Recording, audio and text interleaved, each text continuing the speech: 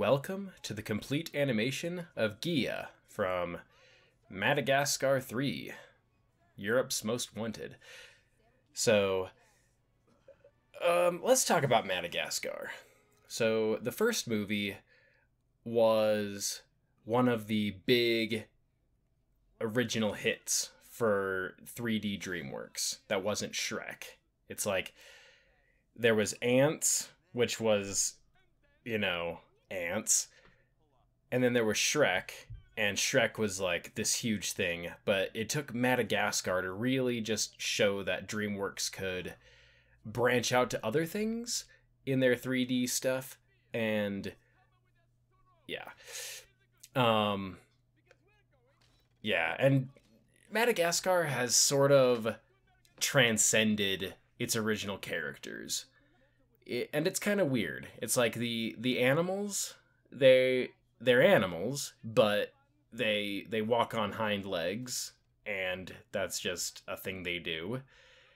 And their proportions are really weird. It's like the big thing in Madagascar proportions is that all the animals that do walk on their hind legs, their bodies are long, their hind legs are really short, and they have these really long arms. It's really cartoony. I think it works really well. And yeah, so the first Madagascar, it was pretty good. And it's like basically everybody was like, oh, our favorite part was the penguins, because they were just the comedic relief where they had a really good shtick going on of being these cute and cuddly little things, but they basically are their own military unit, and they operate with, precision and accuracy. And DreamWorks themselves knew that was the case, because basically 1 year after the first Madagascar came out, I think Madagascar came out in 2004, the next year they had the penguins in A Christmas Caper, because they knew that the penguins were a winning formula, and they made a really good short. In fact, I still think that The Christmas Caper is still probably some of the best content that the penguins were ever part of. And a big part of that is because the penguins, they work best in small doses. So I only watched the Penguins of Madagascar movie. I think that one came in like 2014. I only watched that once, and I wasn't paying super close attention to it. I should rewatch the entire Madagascar franchise. In fact, I've seen the first Madagascar movie, probably like 7 times. A lot. But I've only seen the second one once. I've only seen the third one once, and then I scrubbed through it to find this footage. I have conflicting feelings about me, making commentary on a movie that I've only seen through once, and that was back when it first came out. But yeah, so the first Madagascar, it had a pretty good story of, testing friendships and, being thrown out of your, zoo lifestyle out into the quote-unquote real world when they went to the wild. And I think that movie, it worked. And then the second movie, it's like the basic premise is that in all 3 Madagascar movies is that the gang wants to get back to New York. That's what they know, that's what they love. And so the first movie was them trying to get back, but it was mostly about them living with not being in the zoo anymore, and them sort of discovering a bit more about who they were. But the second movie was about them, trying to get back to New York, and they did that by flying, and then they crash land in Africa and then find out, more about where they come from, especially Alex. And then this third movie is all about them trying to get to New York by going on a heist, getting some money to hopefully secure passage, and like the gang works really well together. The penguins, the monkeys, Prince Julian, like everybody works together. but then things go south, and then they have to meet a new cast of characters who belong to a circus. And it's like at the end of it all, when they finally do get back to New York, they find that they have outgrown the Central Park Zoo. And I think that that's a really interesting like thing. It's like in these three movies, the big reveal is that what they always wanted isn't big enough for them. They have gone on a globe-trotting adventure over three movies, and New York Central Park Zoo just is not big enough for them anymore. And yeah. So let's talk about this character Gia. It's like all the big thing is that they are going from they're trying like the main characters are trying to use this circus troupe to sort of get away from the cops and then actually do stuff.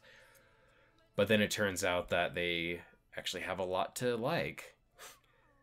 I'm not sure exactly what nationality Gia is supposed to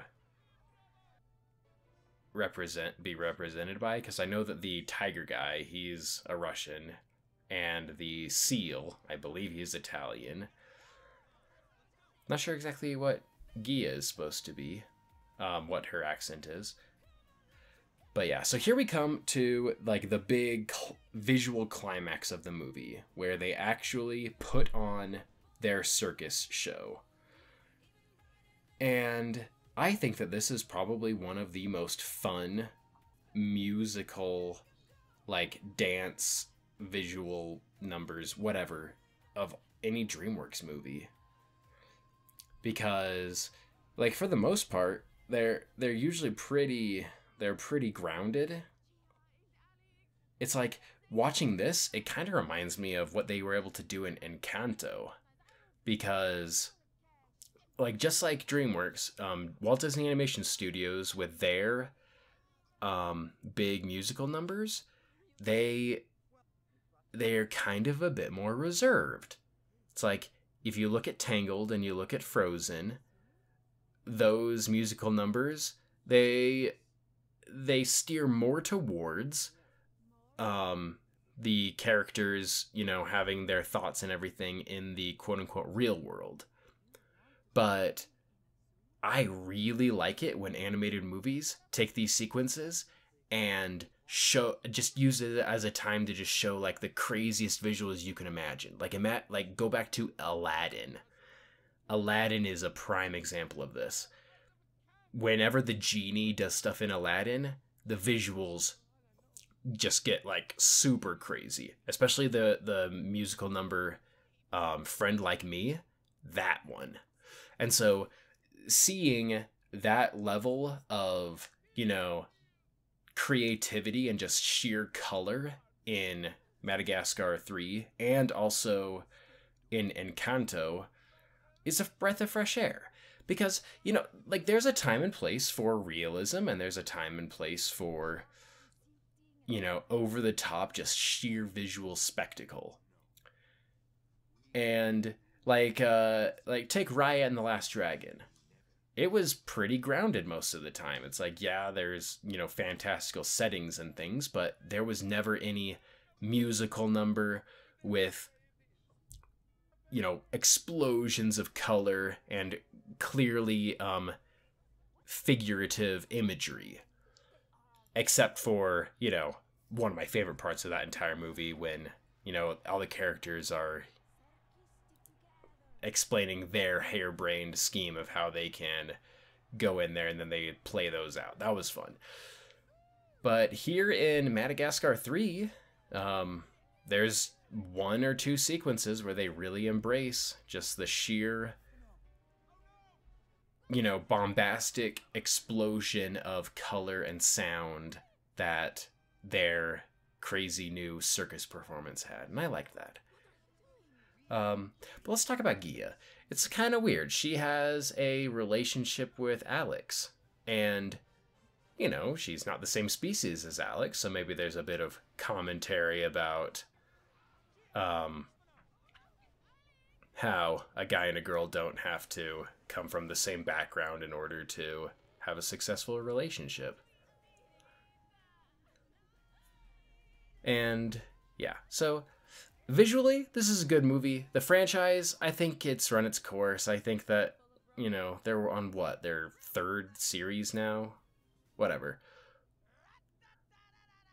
Maybe I should rewatch the entire franchise sometime. Thanks for watching.